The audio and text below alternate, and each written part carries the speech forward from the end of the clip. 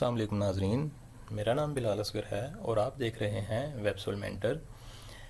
जैसा कि हमारी CSS सीरीज़ स्टार्ट है, आज हमारा उसका सेकंड ट्यूटोरियल है और उसमें हमने बेसिक सिंटैक्स को देखना है। डेस्कटॉप के ऊपर मैंने एक CSS कोड के नाम से एक फ़ोल्डर क्रिएट किया है। तो मैं क्या करता हूँ, इसको यहाँ से ड्रैग करता हूँ और यहाँ ला के मैं ड्रॉप कर देता हूँ। यहाँ पे हमें जो एक पॉपअप मिलेगा उसके ऊपर लिखा है add folder to workspace. तो यहाँ पे मैं इसको क्लिक करता हूँ तो ये हमारा जो फोल्डर है ये वर्क स्पेस के अंदर ऐड हो चुका है। अब हम इसके अंदर एक जो फर्स्ट अपनी फाइल है उसको स्टोर करवाते हैं। तो उसके लिए क्या करना है, आपने इस फोल्डर के नाम के ऊपर आके आपने राइट क्लिक करना है और न्यू फाइल को सिलेक्ट करना है। यहाँ पे हम लिखते हैं बेसिक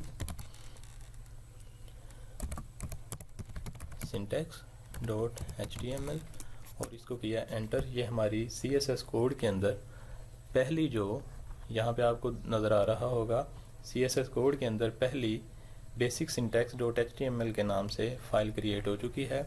अब दूसरा हम यहाँ ये देखेंगे कि हमने जो एमिट एक्सटेंशन की थी हमें यहाँ पे उसका क्या बेनिफिट मिलने वाला है। तो मैं उसकी कोई एडवांस किस्म की जो कमांड्स हैं या जो उसके जो शॉर्टकट्स हैं उसको नहीं यहाँ पे यूज़ करूँगा। सिंपल पहले मैं आपको छोटी छोटी सी जो उसके शॉर्टकट्स हैं उनको यूज़ करना दिखाऊंगा ताकि आपको समझ आ सके। तो मैं यहाँ पे लिखता हूँ HTML, अभी पूरा नहीं लिखा तो आप देखें कि HT लिखा है और एमिट एब्रीवेशन हमें यहाँ पे नज़र आ रहा है। यानी मैं यहाँ पे अगर एंटर कर दूँ तो हमें इसका HTML का ओपनिंग टैग और क्लोजिंग टैग दोनों मिल जाएंगे। इसके बाद आ जाते हैं नीचे और यहाँ पे मैं लिखता हूँ हेड, तो हेड का भी मिल गया। अभी हेड पूरा नहीं लिखा तो हम एंटर करते हैं, ये भी आ गया। हेड के अंदर आ जाएगा टाइटल, टाइटल भी आ गया। टाइटल लिख लेते हैं बेसिक सिंटैक्स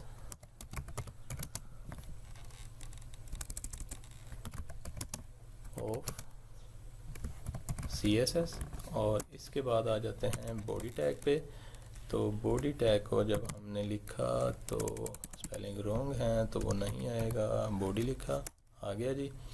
अब हम इसमें एक सिंपल सी एक हेडिंग रख लेते हैं, H1 ले ली और एंटर किया। ओपनिंग टैग क्लोजिंग टैग दोनों आ गए। यहाँ पे हम लिख लेते हैं हेलो वर्ल्ड। तो नाजरीन ये आ गया हमारे पास एक छोटा सा डॉक्यूमेंट HTML का। हम अपने फोल्डर में जाते हैं और फोल्डर में जाके देखते हैं,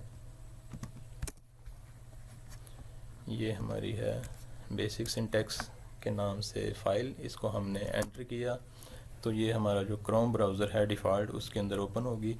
अब हम इसके ऊपर अपनी CSS को लागू करते हैं। तो CSS के लिए हम आएंगे हेड के अंदर और यहाँ पे हम लिखेंगे स्टाइल, एंटर किया। ओपनिंग टैग क्लोजिंग टैग दोनों आ गए।